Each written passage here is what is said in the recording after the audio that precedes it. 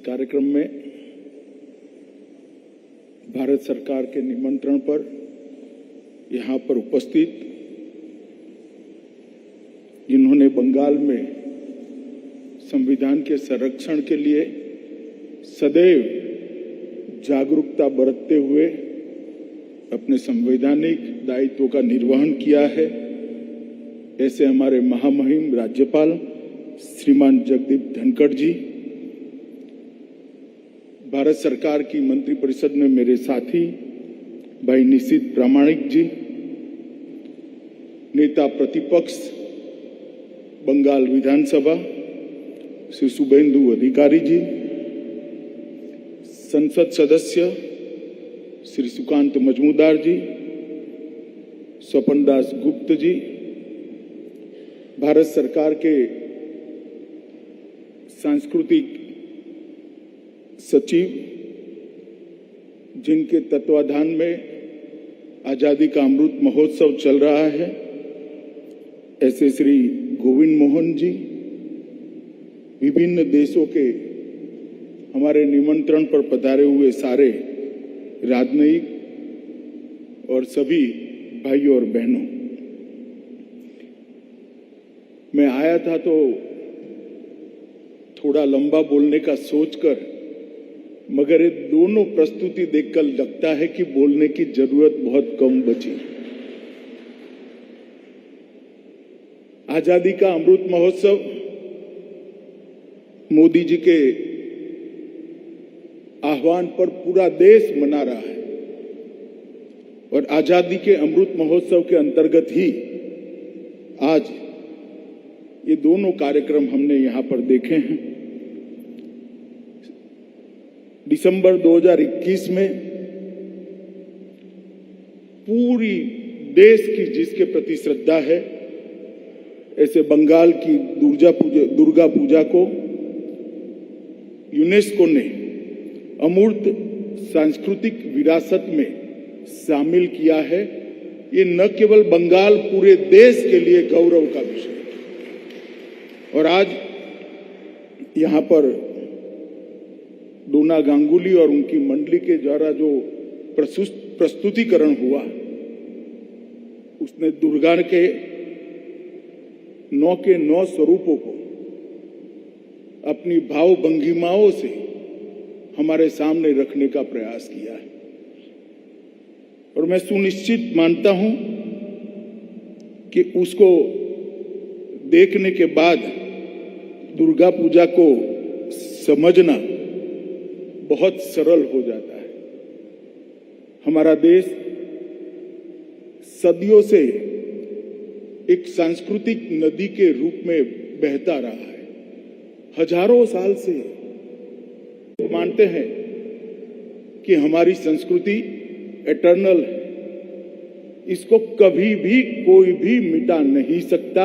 इसका संदेश विश्व के लिए है और पूरा विश्व इसका सम्मान करता है। आज अब स्त्री सशक्तिकरण की, विमेन एम्पावरमेंट की बात करते हैं, उनको शायद मालूम नहीं है कि हमारे पुराणों के अंदर लिखा गया, उपनिषदों के अंदर लिखा गया कि जहां नारी की पूजा होती है वहां देवताओं का वास होता है, और जहां नारी की पूजा होती है वहीं सुख और समृद्धि होते हैं। विमेन एम्पावरमेंट का जो विचार है, हमारे बाद हजारों साल के बाद बलवत्तल होकर फिर से एक बार वाया पश्चिम यहां पर आया है। और दुर्गा पूजा ये नारी की पूजा, शक्ति की पूजा और उसके प्रति श्रद्धा, समाज के सम्मान की द्योतक। हमारे यहां जो निरंजन निराकार ईश्वर की कल्पना की है, इसमें संसार के संचालन के लिए परम शक्तिमान को 4 हिस्सों में बांटा है, ब्रह्मा, विष्णु, महेश और शक्ति। सृजन, उसका संचालन, विनाश और संतुलन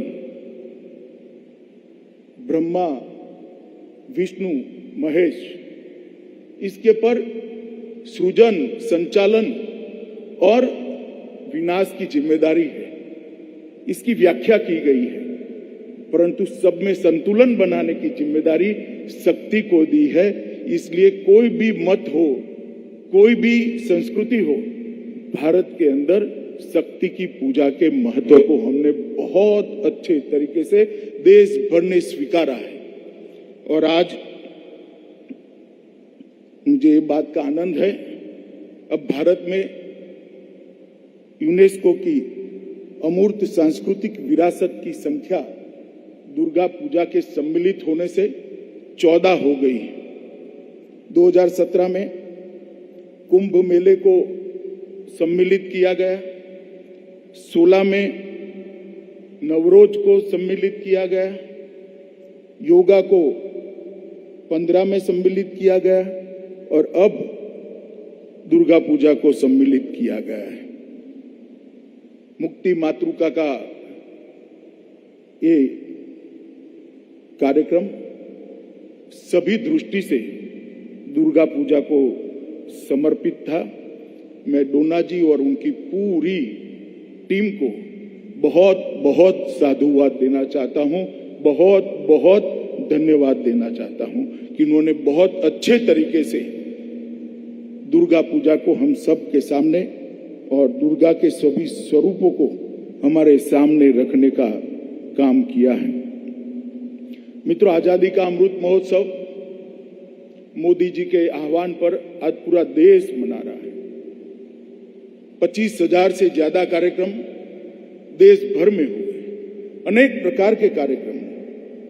मोदी जी ने देश का आह्वान करते वक्त कुछ कल्पनाएं देश के सामने रखी थी कि आजादी हमें बहुत बड़ी तपस्या के बाद, बहुत बड़े संघर्ष के बाद, बहुत बलिदानों के बाद मिली।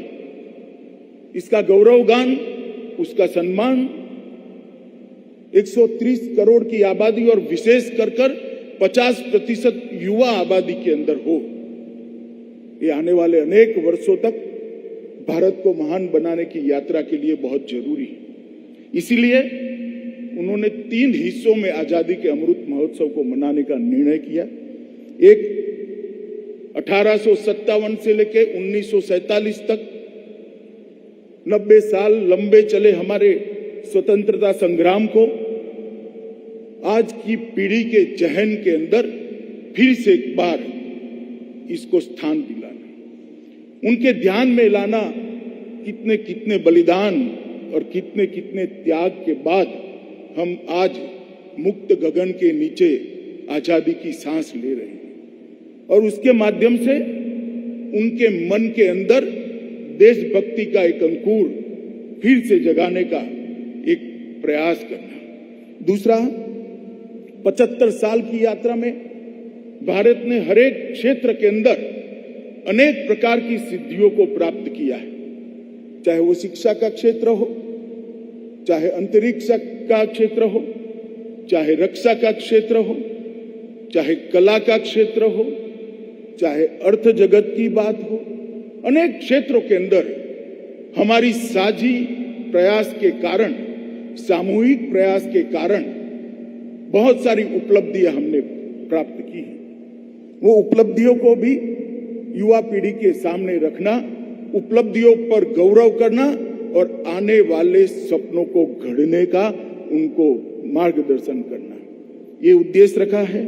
और तीसरा उद्देश्य रखा है कि 75 साल जब हम मना रहे हैं, तब देश की आजादी को जब 100 साल होंगे, तब देश विश्व के अंदर सबसे महत्वपूर्ण स्थान को प्राप्त कर हर क्षेत्र के अंदर, विश्व के अंदर सर्वोच्च स्थान पर जाए, ऐसे लक्ष्यों को तय करना और 25 साल के प्रचंड पुरुषार्थ से, सामूहिक पुरुषार्थ से, 130 करोड़ लोगों के सामूहिक संकल्प से भारत को जब 2047 का साल आए, तब दुनिया में सर्वोच्च स्थान पर देखने का हमारे आजादी के स्वतंत्रता सेनानियों के स्वप्न को पूर्ण करना।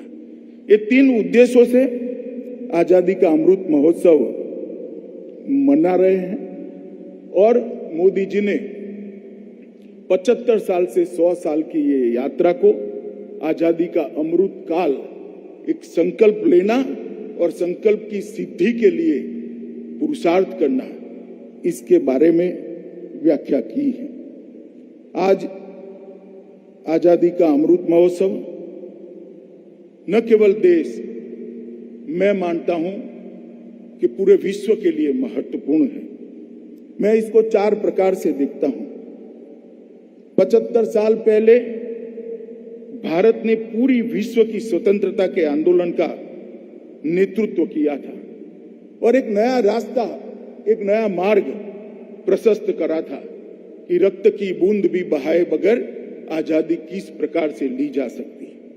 इस 75 साल में हमने अनेक विध उपलब्धियों को प्राप्त करा है और हमारी multi party parliamentary democratic system को मजबूत कर अनेक कठिनाइयों का सामना करते हुए आज लोकतंत्र की जड़ों को पाताल तक गहरी ले जाने में हम सफल हुए हैं। हमने ये सिद्ध कर दिया है कि हमारी संस्कृति में भले अनेक विविधता है।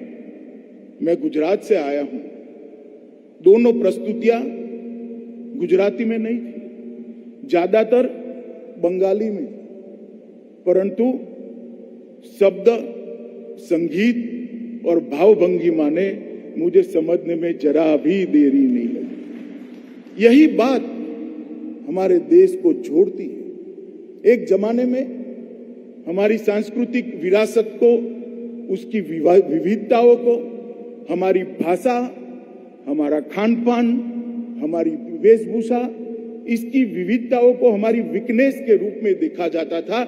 आज 75 साल के बाद दुनिया के सामने हमने सिद्ध कर दिया है और मोदी जी ने 14 से 21 के बीच में इसको दुनिया को परिचय भी करा दिया है कि यही हमारी स्ट्रेंथ है, यही हमारी ताकत है, विविधता में एकता, ये भारत की विशेषता है मित्रों। और चौथा, भारत विश्व के अंदर सर्वोच्च स्थान पर बैठे, इसका संकल्प लेकर हम आगे बढ़े और जब आजादी का शताब्दी मनाने का समय होगा, जो लोग भी होंगे, हो सकता है यहां बैठे हुए लोगों में से बहुत सारे लोग नहीं होंगे, परंतु जो लोग भी होंगे आजादी की शताब्दी मनाए, तब भारत विश्व में सर्वोच्च स्थान पर हो, ये हमारा लक्ष्य है। और आज यहाँ पर ये जो कार्यक्रम हुआ है, ये बंगाल की पवित्र भूमि पर हुआ है। आजादी के आंदोलन की हर लड़ाई शुरू भी बंगाल ने की और निर्णायक लड़ाई भी बंगाल ने लड़ी है। चाहे कला के माध्यम से लड़ना हो, कला में भी गीत, संगीत, चित्र, भाषा के माध्यम से लड़ना हो, तो देश के दोनों राष्ट्रगान इसी बंगाल की भूमि ने दिए। वंदे मातरम और हमारा राष्ट्रगीत दोनों इसी बंगाल की भूमि में। देश में जब कोई कभी कल्पना नहीं कर सकता, सन 57 की क्रांति के बाद पूरे देश को निशस्त्र कर दिया गया था अंग्रेजों के माध्यम से, उसी वक्त इसी बंगाल ने बम धमाके कर गहरी नींद में सोए हुए भारतीय समाज को जगाने का काम किया था। 14 साल का खुदीराम बोस हाथ में गीता का पुस्तक लेकर हंसते हंसते वंदे मातरम के नारे के साथ फांसी पर चढ़ जाता था। वो केवल बंगाल के लोगों का प्रेरणा नहीं देता था, गुजरात से लेकर बंगाल तक और कश्मीर से लेकर कन्याकुमारी तक विराट भारत के समाज को वो चेतना देता था। हर प्रकार की लड़ाई में सुभाष बाबू की हजारों किलोमीटर की यात्रा को कौन भूल सकता है? कोई नहीं भूल सकता। गांधी जी के अहिंसक आंदोलन के अंदर भी बंगाल का योगदान अतुलनीय है। इसी पवित्र भूमि पर आज यहाँ पर कार्यक्रम हुआ है और मेरे लिए आनंद का विषय है कि कार्यक्रम विक्टोरिया मेमोरियल में हो रहा है और यहीं पर भारत के गुणगान गाने की आज हम सब कवायद करें। मित्रों, आजादी का अमृत महोत्सव हम सब के लिए प्रेरणा का स्रोत है। आज मैं दोनों कलाकार समूहों ने जो प्रस्तुति की है, उनका हृदय से भारत सरकार की ओर से बहुत बहुत धन्यवाद करना चाहता हूं, क्योंकि उनकी प्रस्तुति ने न केवल यहाँ बैठे हुए लोग मगर दूरदर्शन और टेलीविजन के माध्यम से देख रहे करोड़ों लोगों के मन में कोई बात करे बगैर आजादी के अमृत महोत्सव को बहुत सटीक तरीके से उनके दिलो दिमाग के अंदर उतारने का काम किया है। फिर से एक बार सभी का धन्यवाद कर मेरी बात को समाप्त करता हूं। वंदे मातरम।